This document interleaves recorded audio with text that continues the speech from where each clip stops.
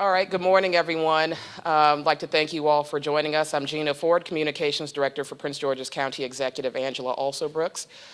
This morning, we will bring you all an update on how the coronavirus is doing in Prince George's County. We have certainly, over the last couple of weeks, seen some very promising signs. And so first, you'll hear from County Executive Alsobrooks, followed by our Chief Health Officer, Dr. Ernest Carter.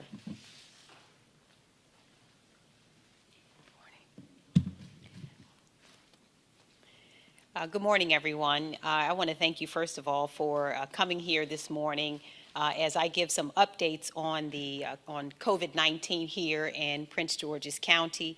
I will also provide an update regarding our police reforms and our search for a new police chief, and so I'll give you some information about that as well as we go through our press conference. I want to thank Dr. Carter, as always, and the Health Department, who have done a phenomenal job during this entire crisis. They have made significant sacrifices and had a really tall task. But I want to say thank you so much to Dr. Carter for his commitment and compassion. We are doing much better, and you'll hear a lot about that today. I am excited not only to speak with you about about COVID-19 and how our county is faring, but mostly I'm excited to talk with you about our recovery. Even in the early stages of this, we are seeing that Prince George's County is showing signs of positive growth. We are doing all that we can to foster growth during this time, and I want to share with you the steps that we're taking to make sure that Prince George's County does, as I promised at the beginning of this, and that is to emerge even stronger than we started. As of today, we have 19,776 positive cases of COVID-19 in our county, and 692 of our residents have lost their lives to this virus. I don't have to tell you what that means for us. 19,000 people and close to 700 of our residents have lost their lives to this virus since March. It's personal. It always has been for us. And so we really continue to pray for those who are grieving. There are so many in our county who continue to grieve. There are many who have suffered and continue to suffer, and we want to continue to offer our thoughts and prayers and let them know that we're working as hard as we can to make sure that we stop the spread of this virus. But I should also tell you that even as we will continue to support those who are grieving and suffering, that we are really grateful that a great number of our residents are recovering. They're making full recoveries. They are doing very well. And so we are really, really grateful for that. And we are grateful for the sacrifices of Prince Georgians who have sacrificed so greatly and who've done so beautiful to make sure that we have stopped the spread of COVID or limited the spread of COVID-19 in our community. Countywide, through our health department, our hospitals, and other private entities, I want you to know that we conducted 10,000 COVID-19 tests during the week of June 21st. We have testing sites located strategically around our county at the Cheverly Health Department. Many of you have been there. The Laurel Beltsville Senior Center, Prince George's Sports and Learning Center Complex, the Rolling Crest Chillum Community Center, and in the next 2 weeks, we will open an additional testing location at the Leonard Dyer Regional Health Center in Clinton, Maryland, to provide even more access for our residents in South County. While we've been testing around 10,000 people per week countywide, we also have the capacity to test more. And so we really are pleased with how far we've come. Our health department has worked especially hard to make sure that those tests are now available without an appointment, and that we have individuals who are able to be tested who are asymptomatic. This is extremely important to us. Our COVID-19 positivity rate has continued to decline and from its all-time high of 43% during the week of April 19th and during the week of June 28th. Preliminary data shows only 6.5% of our COVID tests have come back positive. This is astonishing. The actions that we have taken as a county government as well as the community has really helped to flatten the curve. That is a phenomenal recovery that the county has made. We are not done yet, but I do want to say once again that Prince Georgians have been phenomenal. in making sure that we saw that decline in the spread of this virus from 43% to 6% is really, really significant. When COVID-19 started to hit our community, we were very, very concerned. We remain very concerned. And I want to be clear about something. We were hit hard, but it was not because we are a majority black county. I've unfortunately heard that said. It is not true. COVID-19 is not a pre-existing condition, or it's not also because we're a large Latino population, or because we somehow disregarded the safety precautions. None of those things are true. Instead, what we know is that our community is dense and urban. We house one of the largest segments of the federal workforce, along with a good number of our residents are essential workers who had to go to work when everyone else was able to stay home.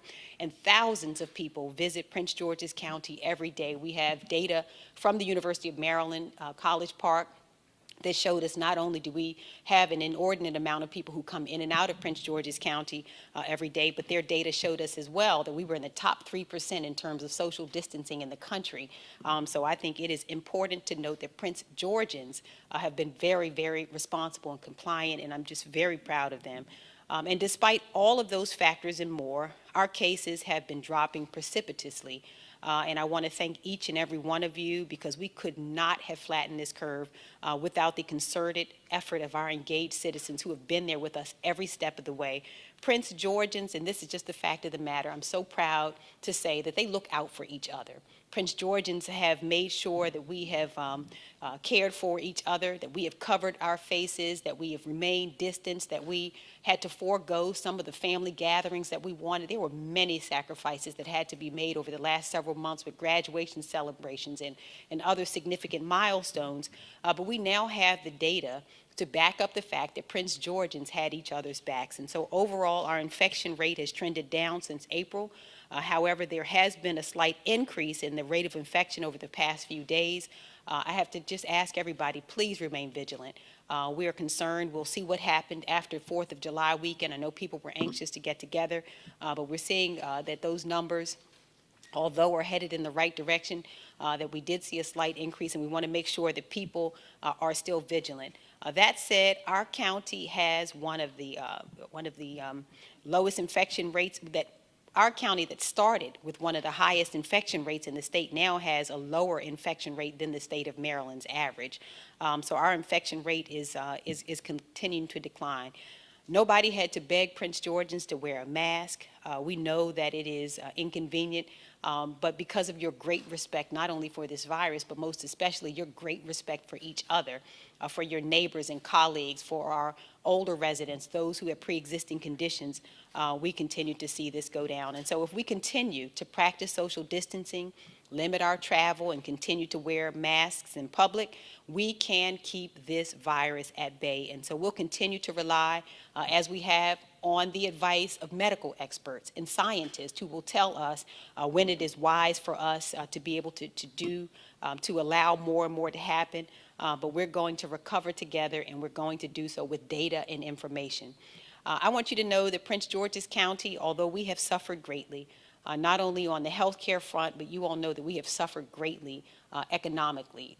The number of businesses that made sacrifices and that were devastated, all those who lost jobs, over 125,000 Prince Georgians who had to file anew for unemployment. This has been a tough time for us, but I want you to know that Prince George's County is well positioned for a strong recovery from this pandemic.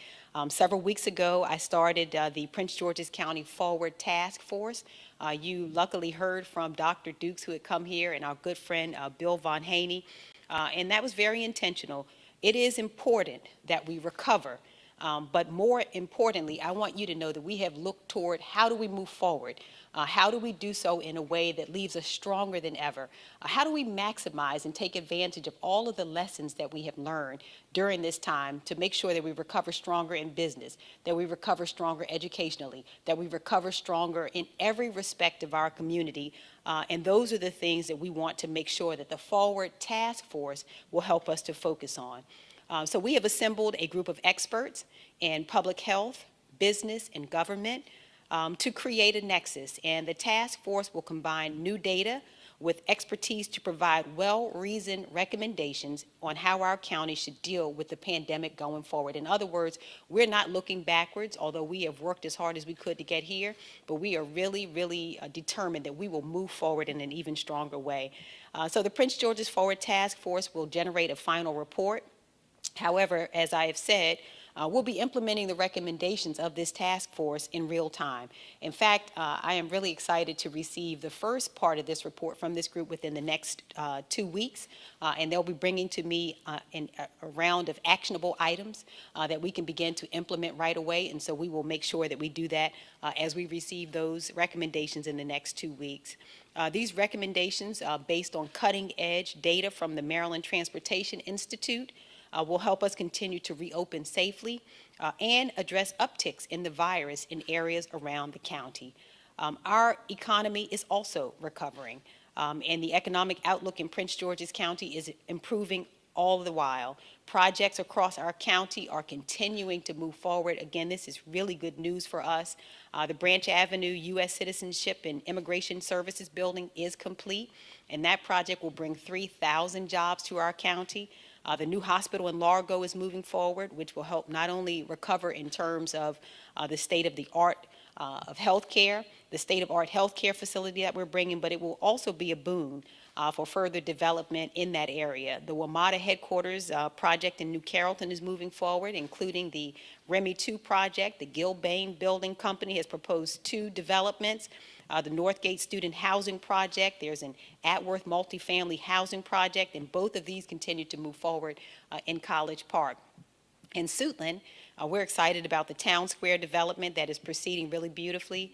And these ongoing projects, the reason that I took time to mention them to you is they are a sign of economic vitality in our community. And I am so happy to announce also Prince George's County's new partnership with Amazon. Amazon has signed leases to bring 2 last-mile delivery stations to the county. One last-mile facility will be located in an industrial area on Prince George's Boulevard in Upper Marlboro, and the other will be in an industrial park on Willowdale Road in Lanham. And the employment and entrepreneurship opportunities that Amazon and its last-mile facilities will bring to the county are critical.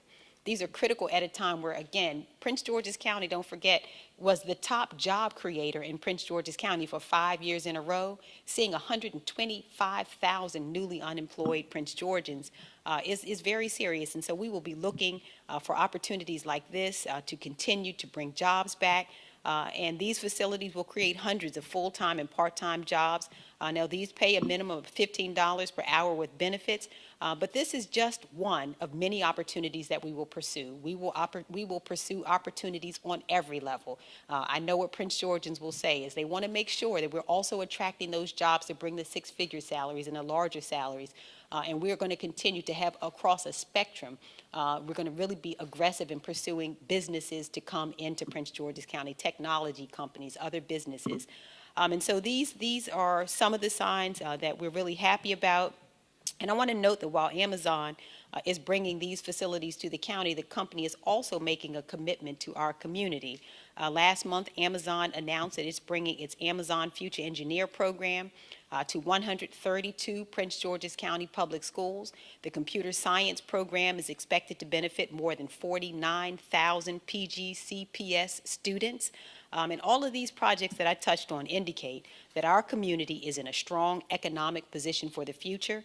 But don't just take my word for it. Despite the economic impact that we have seen, we were really proud to walk away with yet again a perfect credit score, meaning all 3 of the financial rating agencies, Fitch, Moody's, and Standard & Poor's, have maintained the county's AAA bond rating and stable economic outlook. And Prince George's remains the economic engine in the state and region. Our new projects and these ratings show us that we are well positioned for a strong recovery. Recovery means changes for our county, and I should tell you, we are under no illusion. We are in tough times. We are in very tough times, but I know Prince Georgians are even tougher, and we're going to continue to forge forward together. And so recovery means that we want to continue to restore many of the services for our residents. I've been hearing Prince Georgians, as I mentioned to you, spring clean like nobody's business. And so I kept hearing from residents that we needed to get those bulky trash services out to them because of their spring cleaning, and we have the most beautiful homes in the state right now. And so I want to remind you that we did return those bulky trash services. They've been available since June 11th. We've been rotating our schedule to drop off locations in the nine councilmatic districts throughout the county, allowing residents to stop by and drop off bulky trash items that they need to dispose of. And we did that really out of care and concern for our employees. We set up those stations, but we still want to make sure that even as we continue to operate and to provide services, that we do so with the fact in mind that these are still our loved ones who are providing the services, and we want to keep them safe. And so we hope to begin taking bulky trash pickups through 311 by the end of this month. We are finalizing safety precautions that must be in place to safely handle the items that will be brought out of people's homes and businesses. We want to make sure that our employees will be safe. I want to reiterate something because I saw some notes saying, well, when will the county government open? Well, guess what? We've been open all along. So we've remained open for business. Even though this pandemic arrived, we have just adjusted the way that we have done business.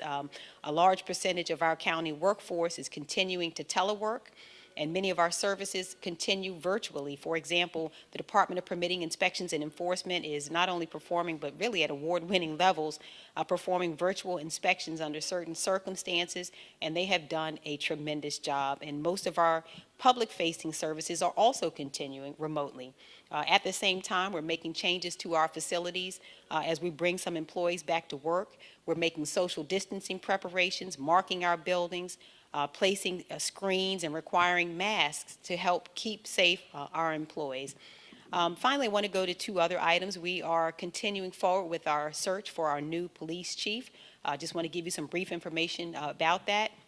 We have retained the services of a preeminent public sector executive search firm that is highly skilled with the community, and they are known for their transparent search process. We're conducting a thorough national search for our next chief of police. This process will include input from internal stakeholders in the community, and I will soon issue a press release with information on how to access the community survey that we are generating, which will remain open for 30 days. We want the public to make sure you go in and take part in that survey. In addition, we will organize stakeholder meetings to gather input. Internally, we want to hear from our Police Reform Commission, the community, and other civil leaders. We will also hear from employee groups, unions, and department leadership. Because of COVID-19, these meetings, of course, will be conducted virtually, but it is our intention to touch every part of our community as we go through this process, and again, to make the process transparent and to make sure that everybody understands where we are in it. In addition to these changes, last week we launched the Police Reform Commission. The commission is made up of community advocates and public officials who will develop insightful recommendations and help our police department truly continue to become a model for our nation. They will also provide valuable insight on our search for a new police chief. We've made important strides as a community to build a responsive, transparent, and accountable police department. But we recognize that there is still more work to be done and to address the issues that are present in our police department. And I want you to know we're excited about that work, excited about any opportunity to continue to make Prince George's County strong, and that is throughout government, police department, and the rest of our departments. So we're really excited and looking forward to the work of the commission that is comprised of residents and public officials with relevant specialties and backgrounds on the issues of policing and police reform. It will be co-chaired by two dynamic individuals, our Prince George's County Circuit Court retired Judge Maureen Lamazny, as well as Delegate Alonzo Washington. And so we have turned that commission over to two capable hands. They'll be working with this commission. And while we announced the members of the commission last week, we're adding additional members. One will be Bob Ross, the president of the Prince George's County chapter of the NAACP. And other new members include Jamilet Gutierrez, who is a former public defender in our county and currently serves as executive director of Amara Legal Center. And after a comprehensive study and review of our department, the commission will create a recommendation report that I will receive no later than October 30th of this year, and I will use this report to begin to implement and to determine police department reforms. I just want to conclude by saying that these past few months, I get it, have been so difficult. But you know what? Now is the time for us to look forward. And what we know is that COVID-19, as we promised, will not have the final say, but it's not finished yet. And we must all continue to do our part. We've looked around the country, and we have already seen the danger of this virus. And I just want to urge Prince Georgians to continue doing what you have done to reduce the spread of the virus. Your efforts, your sacrifices, your diligence, your care, and your concern have certainly paid off.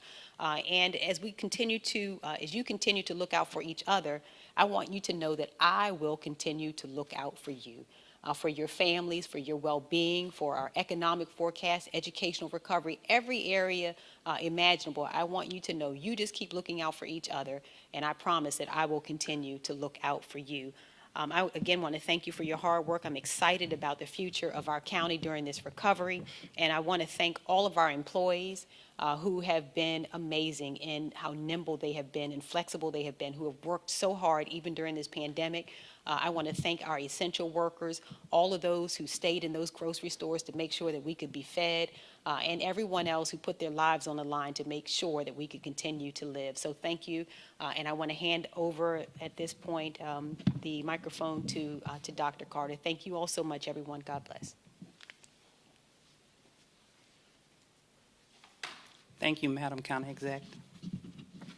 Good morning. Prince George's County is heading in the right direction when it comes to COVID-19, but we cannot be complacent. First, here's a closer look at our numbers right now. We continue to reduce our case curve. We've now had 8 consecutive weeks where the number of new cases per week has gone down. In the last week of June, 586 Prince Georgians tested positive for COVID-19. We've stayed below 1,000 new cases per week for about a month now. The county is seeing a steady reduction in how many of our community members die from COVID-19. Last week, 20 Prince Georgians lost their lives due to COVID-19 complications. In the last 2 months, the number of residents who've died from COVID-19 per week has decreased 74%. This is a great improvement, but keep in mind, COVID-19 is still one of our county's leading causes of death on a daily basis. The number of people hospitalized in the county due to COVID-19 continues to decline. Right now, all 4 hospital systems combined have 38 inpatients with COVID. This is down from a high of 262. Our hospitals have managed to stay below 70 COVID inpatients for the last 2 weeks. Meanwhile, roughly 60% of our ICU beds and our acute care beds are available at hospitals in the county. Our relationship and our communications with our hospital systems remain strong and very important. We're working together to monitor and maintain their capacity to care for patients with or without COVID, no matter how long COVID stays here, and that can be a while.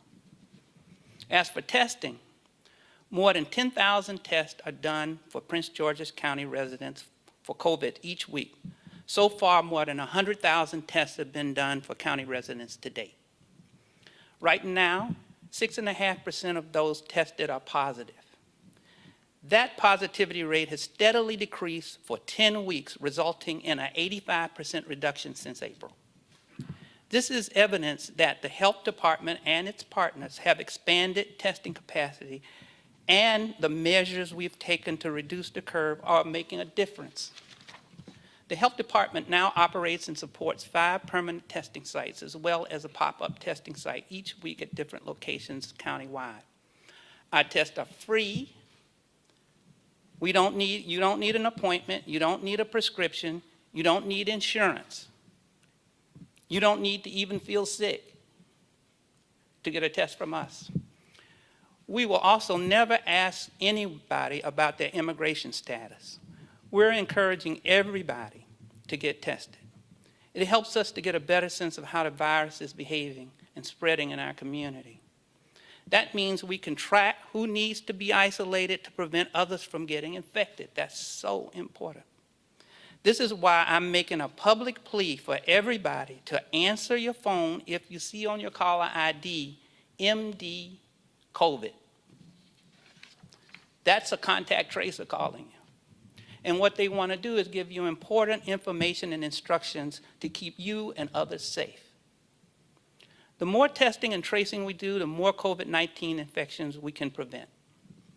We're keeping an eye on our infection rate because it has crept up a bit. The infection rate measures how many other people a COVID-positive person can infect. Our low in early June was 0.72. So overall, each person with COVID was infecting less than one other person.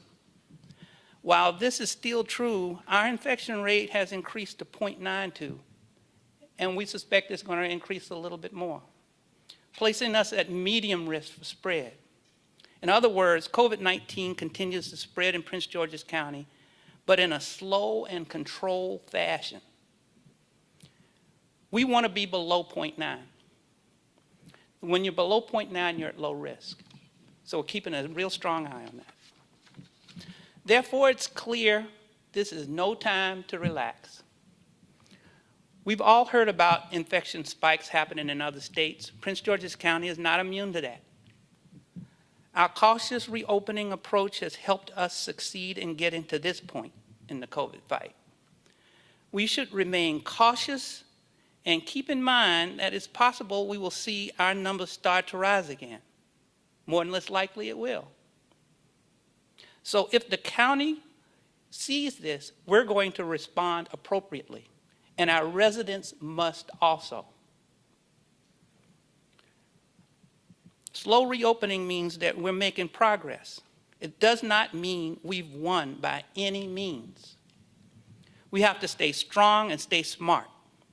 We must be on our best behavior or COVID-19 will take advantage of the opportunity and it will spread. So, wear a mask when you're out in public. You're keeping yourself and everyone else safe. Stay 6 feet from others even while you have a mask on. Avoid large gatherings. If you still don't feel comfortable sitting in a restaurant, order takeout and give the person a generous tip. Please wash your hands often and stay at home as much as possible. Unfortunately, COVID-19 is a part of our daily lives, and it's going to be that way for a while. Fortunately, we know what has worked so far. So we can't let up. We just can't let up at this point. Thank you. Thank you, Dr. Carter. We'll take any questions. The governor has said that the rate of positivity sort of mirrors the county has dropped dramatically, but he said people under 35, the rate is going up by 58%. Are you seeing something similar in Prince George's? If so, why? We've seen a slight increase in the numbers between 20 and 29 years of age, just a bump. Well, it's because, we're testing more. We're getting more young people to come in for testing. But I don't think that's any significant indicator of anything. How much would you say when you say slightly? Patty, I'll get you the number. I don't have the number, so I'll have to get it I'll to get you. it for you, Patty. Yeah. Ms. Alsobrooks, how nervous are you? I mean, you've gotten in a great spot from where we were when we first started speaking here. How nervous are you seeing what's going on in the South that have come up? Well, you know what, I'm concerned because, again, what we experienced here was significant. 19,000 sick people and nearly 700 who have died is not small. So I remain nervous about it, but I have a lot of confidence in Prince Georgians. I tell you, just the period that we've had together, watching the infection rate go down, watching the positivity rate go down, these things didn't happen accidentally. It's because people took action.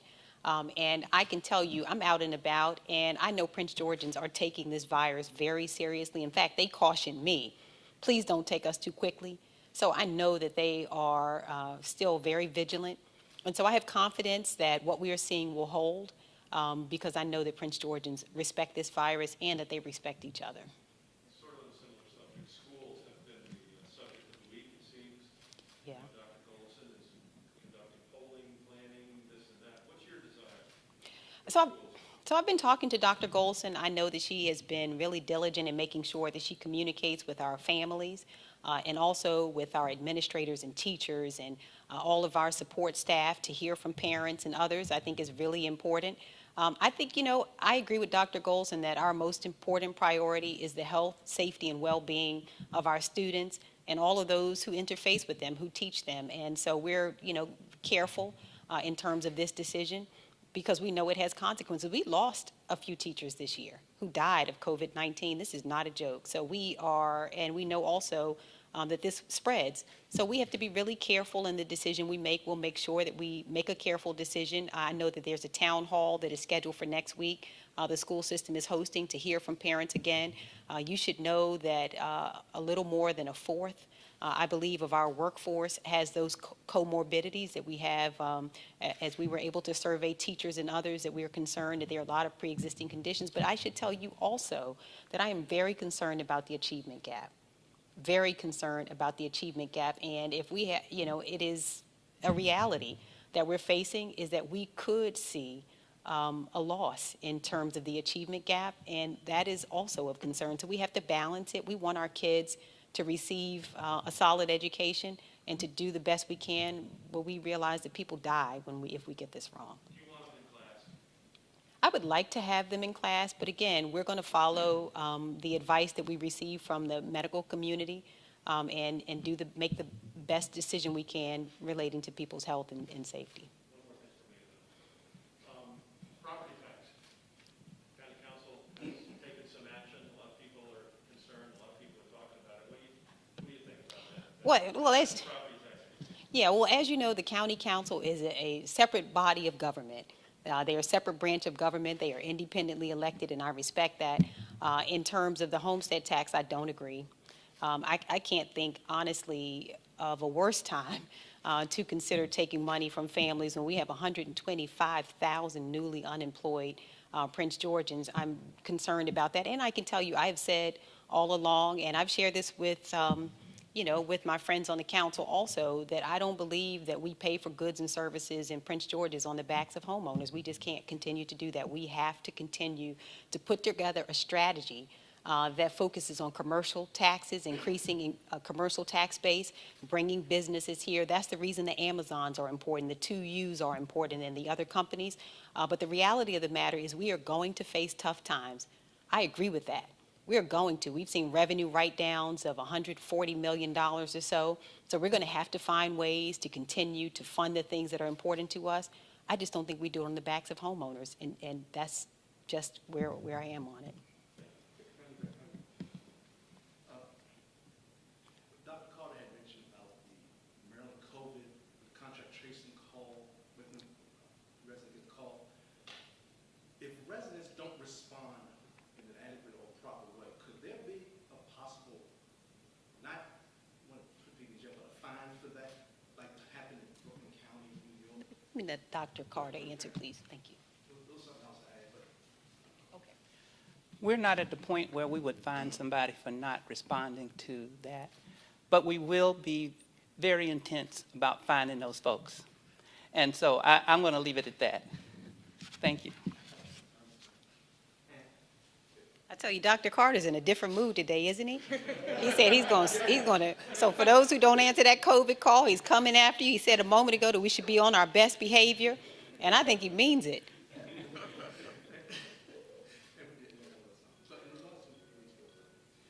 will any of the meetings be public in terms of virtual?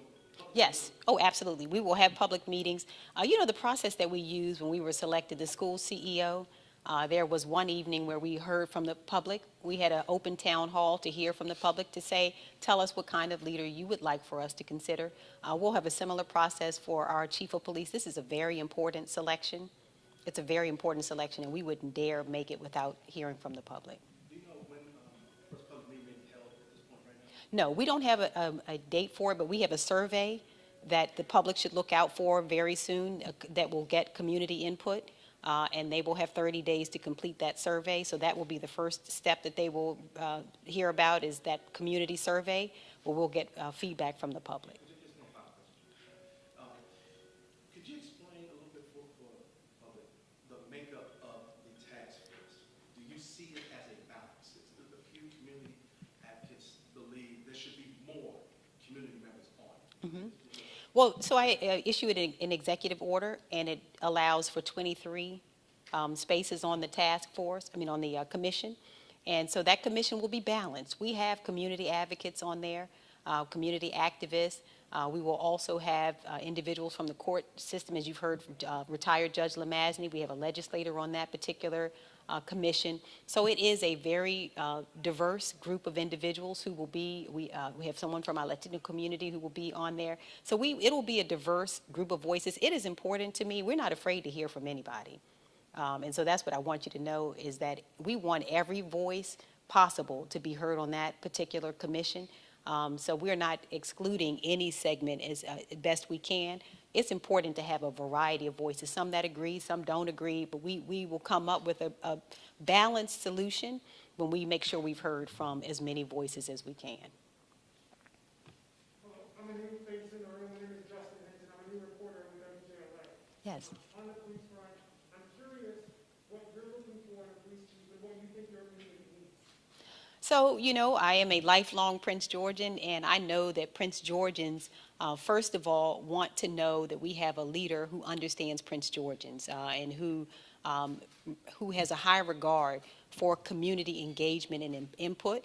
So a large community policing model that does include the community. That's the only reason we've been successful in our efforts, and we have had very successful years of crime reductions. It's because we have an engaged community. So we first of all need a leader who understands that you can't represent people you don't know or understand. So having a strategy that includes the community and having that kind of leader is very important. We also need a leader who understands the science of policing. Someone with great experience who's had some success. You'll find that I have said through all of our selections, including our agency directors, that we need people who have been successful elsewhere or here, who have a track record of success in whatever they have done. And so we want a professionalized police department with a person who is unafraid not only to implement the reforms that we will come forward with, but is a person who's forward-looking, who is innovative, who will take us in our department really into the next decade. So we're looking for a forward-looking individual who has also high regard for justice, a person who understands that we respect the humanity of every person that we police, and who is prepared to help us to attract and train and retain officers. And so it's a pretty high list that we're fulfilling here, but we think we can get it done. All right. If there's nothing else, thank you very much.